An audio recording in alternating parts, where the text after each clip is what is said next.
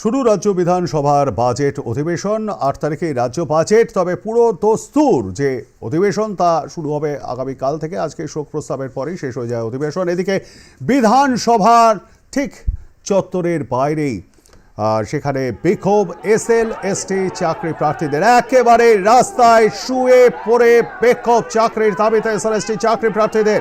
এবং আপনারা দেখছেন পুলিশের সঙ্গে ধস্তাধস্তি শেষ পর্যন্ত বিধানসভার চত্বর তা ফাঁকা করবার জন্য এই এসএলএসটির আন্দোলনরত চাকরি প্রার্থীদের রীতিমতো চ্যাং দোলা করে টেনে হিচড়ে তোলা হলো প্রিজন ভ্যানে। আপনারা দেখছেন সেই ছবি রাজ্য বিধানসভার চত্বরে ঠিক বাইরে এসএলএসটি চাকরি প্রার্থীদের বিক্ষোভ রাস্তায় একেবারে শুয়ে পড়ে চাকরির দাবিতে তাদের এই বিক্ষোভ। ঘটনাস্থলে ছুটে আসে পুলিশ বাহিনী।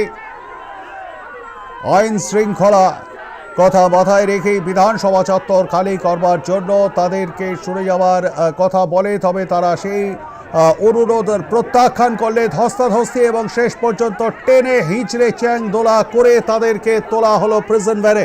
আমাদের সঙ্গে রয়েছেন আমাদের প্রতিনিধি শান্তিকা বন্দ্যোপাধ্যায়। শান্তিকা, ঠিক এই মুহূর্তে কি পরিস্থিতি সেখানে, এবং এসএলএসটির এই আন্দোলনরত চাকরি প্রার্থীদের সকলকে কি গ্রেপ্তার করা হলো নাকি আটক করা হলো? দেখো, কিছুক্ষণ আগেও বিধানসভার বাইরে যে ধুন্ধুমার পরিস্থিতির তৈরি হয়েছিল তা এখন নিয়ন্ত্রণে আনা গিয়েছে। আর শান্তিকা, শুনতে পাচ্ছ? আমরা যোগাযোগের চেষ্টা করব আমাদের প্রতিনিধির সঙ্গে। অনিবার্য কারণবশত যোগাযোগ বিচ্ছিন্ন হয়ে গিয়েছে। আপনাদেরকে আরও একবার জানিয়ে রাখি, চাকরির দাবিতে বিক্ষোভ এসএলএসটি চাকরি প্রার্থীদের এই বিক্ষোভ রাজ্য বিধানসভার ঠিক চত্বরের বাইরে। এবং আপনারা জানেন যে আজ থেকে শুরু হয়েছে এই বিধানসভার বাজেট অধিবেশন। শোক প্রস্তাবের পরেই আজকে মুলতবি হয়ে যায়। রয়েছেন আমাদের প্রতিনিধি শান্তিকা বন্দ্যোপাধ্যায়। শান্তিকা, কি ছবিটা রয়েছে এই মুহূর্তে?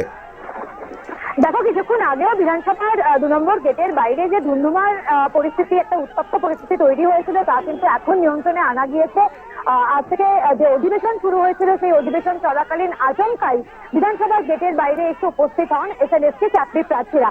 এবং তাদের মূলত যেটা দাবি ছিল যে এতগুলো দিন হয়ে গিয়েছে কিন্তু তারা তাদের কেউ কাঙ্ক্ষিত চাকরি এখনো পর্যন্ত পাননি এবং সেই নিয়োগ প্রক্রিয়া কার্যত বন্ধ রয়েছে। এবং এই কারণেই কর্মশিক্ষা এবং শারীরিক শিক্ষা শূন্য পদে নিয়োগ যাতে দ্রুত শুরু হয় সেই কারণে কিন্তু আজকে চাকরি প্রার্থীরা এই বিক্ষোভ দেখালেন। এবং তারা যেরকমটা বলছেন যে বারবার রাজ্য সরকারের বিভিন্ন দপ্তরে, স্কুল শিক্ষা দপ্তরে দরবার করেছেন তারা, তারপরেও কোনো সুরাহা মেলেনি। এবং এতগুলো দিন ধরে তারা রাস্তায় বসে রয়েছেন, তারা অবস্থান বিক্ষোভ করছেন, কিন্তু কোনো রকমে তাদের কোনো আর্জিতে তাদের কথায় কর্ণপাত করা হয়নি। এবং এই কারণেই আজকে তারা বিক্ষোভ দেখাতে এসেছিলেন যাতে তাদের দিকে কর্ণপাত করা হয়। কিন্তু যে মুহূর্তে তারা আসেন তার কিছুক্ষণের মধ্যে বা প্রায় বলা চলে যে সঙ্গে সঙ্গে পুলিশ কিন্তু তাদেরকে আটকে দেয় এবং পুলিশের সঙ্গে ধস্তাধস্তিতে জড়িয়ে পড়েন চাকরি প্রার্থীরা। এবং যেরকমটা দেখা যাচ্ছে, যে ছবি আমরা তুলে ধরছি, যে ছবি আমরা দেখেছি, যে পুলিশ কিন্তু কার্যত চাকরি প্রার্থীদের টেনে হিচড়ে